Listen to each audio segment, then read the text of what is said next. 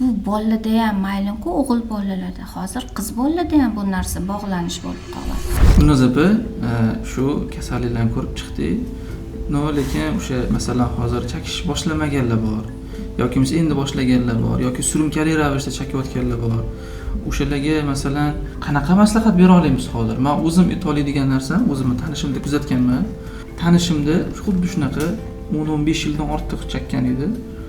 Bu chakishni tashlash jarayonida shunday sigaretni bir kunda tashladi va o'sha sigaret o'rniga shirinlikka o'tdi. O'sha sigaret xayoliga kelganda, sigaretga qo'l cho'zaman deganda, cho'ntagida har doim o'zi bilan konfet olib yurardi. O'sha sigaretga ishtiyoq bo'ldimi, qanaqadir sirazu sezdimi, shu sigaret chakish kerak, sirazu bitta konfetni olib shimardi. Yoki bo'lmasam qanaqadir desert, shokolad, o'shanaqa o'zini chalg'itardi sigaret chakishdan. O'sha samara berdi. Mana 10 yildan oshiqki, o'sha odam tanishim sigaretdan voz kechgan, hech chakmaydi. O'sha konfetga nima deysiz? Ili qanaqadir boshqa bunaqa yo'llari ham bormi tashlashi? Nima fikr bildirasiz? Bu har bir insonni o'zini o'zi ustida ishlashga ham bog'liq, baribirga ham.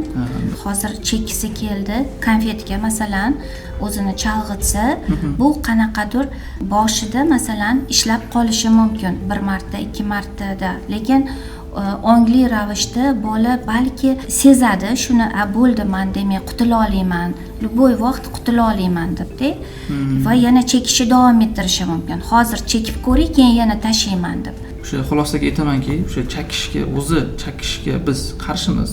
Men juda ham qattiq qarshilik bildiraman. Nafaqat chakishga yoki o'sha chakadigan har xil uskunalarga, chakish suyuqlik quyib, har xil shunaqa narsalarga, undan tashqari har bitta giyohvand moddalariga, o'ziga o'rgatib qo'yuvchi, odam tanasi uchun juda katta zarar beruvchi moddalarga juda ham qarshilik bildiraman. O'shalarning targ'ibotini ham biz iloji boricha kamaytirib, yo'qotishga harakat qilishimiz kerak.